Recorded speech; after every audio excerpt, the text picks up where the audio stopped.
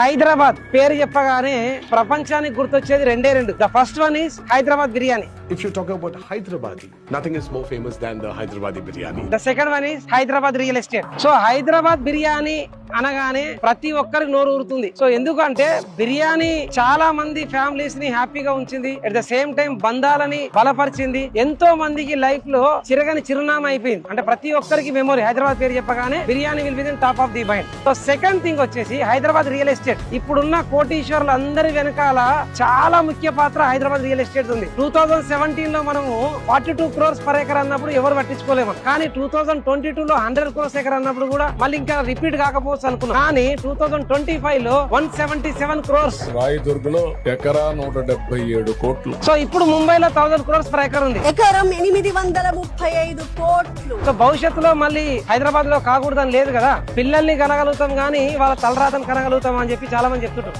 కానీ నేనేం చెప్తున్నానంటే మీరు అట్లీస్ట్ 4 ప్లాట్లు మీ పిల్లల కోసం కొనిపెట్టండి. మీ పిల్లల తలరాతలే కాదు, తరతరాల తలరాతలు మార్చే అవకాశం ఉంది. Hyderabad biryani is a very good memory for our life, but Hyderabad real estate is the biggest landmark of your life. So that is the reason, please do invest in Hyderabad and have a great biryani and enjoy your life.